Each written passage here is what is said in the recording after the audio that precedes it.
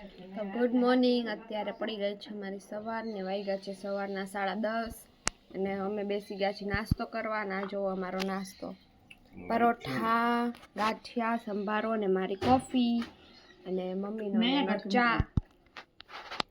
તો હાલો નાસ્તો કરી લઈ. Bye bye. થઈ ગયો જમવાનો ટાઈમ અને આપણું જમવાનું રેડી છે. રોટલી, ફ્રાઈમ્સ, ખીર, ચોરી બટેકાનું શાક, આચાર, પુલાવ અને મારા માટે લસ્સી, કેમ કે હું છાશ નથી પીતી. એ મારો હાથ ભરાઈ ગયો. અને જમતા જમતા એક વસ્તુ તો મને જોઈએ જ ભાઈ છે, TMKOC. ચાલો હવે જમી લઈ. પછી વાગ્યા હતા સાંજના 6 અને હું ફ્રી હતી તો મેં કીધું મારા કપડાં સરખા રાખી દઉં. અને આ છે મારા કબડ જેમાં હું કપડાં રાખું છું અને હું મારો ઓનેસ્ટ રિવ્યૂ આપું છું ગાઈઝ કે આ ના લેવો જોઈએ. આનો થોડા ટાઈમે આ પાઇપ છે એ નીકળી જાય છે. અત્યારે તો અમે આને ગ્લુથી લગાડ્યા છે, પણ આ થોડાક કપડાં રાખી દઈ વધારે તો નીકળી જાય છે તરત અહીંયા સાઈડમાંથી. અને બધાય કપડાં આખો દિવસ નીચે પડી જાય છે અને આપણા બધાય કપડાં વિખાઈ જાય છે. એટલે આ ના લેવો. અને જો તમારે થોડાક જ કપડાં કે વસ્તુ રાખવા લેવો હોય તો આ સારો છે, નહીતર નહીં. ટાડા! આ છે મારા કપડાં જે મેં મસ્ત રાખી દીધા છે.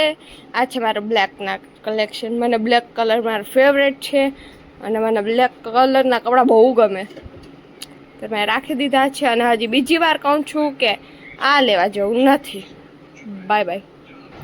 અને પછી જતા હતા અમે મંદિરે, અને મંદિરે જતા અમે કપડાં આપી દીધા પ્રેસમાં અને પછી અમે પાછા હાલતા થઈ ગયા મંદિર માટે. તો અમે ચાલીને પહોંચી ગયા મંદિરે અને મારી મમ્મી બેરફૂટ જાય ગાયત્રી માતાજીના મંદિરે. અને આ છે ત્યાં શંકર ભગવાનનું મંદિર. તો પછી મેં ફટાફટ દર્શન કરી લીધા અને પછી અમે ગયા ઉપર ગાયત્રી માતાજીના મંદિરે. અને પછી આ કંકુ પડ્યો તો મેં કરી લીધો કંકુનો ચાંદલો, કેમ કે હું ગમે ત્યાં મંદિરે કે જાઉં ને અહીંયા કંકુ હોય તો મને ચાંદલો કરવો બહુ જ ગમે, એટલે મેં કર્યો ભગવાનનો ચાંદલો. પછી મંદિરેથી આવીને હું ને કાનો પહોંચી ગયા ડેરીમાં દૂધ લેવા અને અમે લઈ લીધું દૂધ. અને પછી કાનાએ બધું ઉપાડ્યું, દૂધ, છાશ મેં એને બધું આપી દીધું. અને કાનો જેવો કેવો આરામથી ઉપાડીને હાલ્યો જાય છે. પછી અમે જમીને પહોંચી ગયા હતા ગોલો ખાવા અને મને સાવ સિમ્પલ ગોલો ભાવે એટલે મેં સિમ્પલ ગોલો લીધો અને પછી મેં ગોલો ખાધો. હેલો ગાઈઝ, તો જેને મારો કાલે વિડીયો જોયો હશે એને ખબર હશે કે હું નોબતના કાર્યાલયે ગઈ હતી. અને તમારામાંથી ઘણા બધાને ક્વેશ્ચન હશે કે હું ત્યાં શેના માટે ગઈ હતી, તો એનો આન્સર હું આજે આપું છું.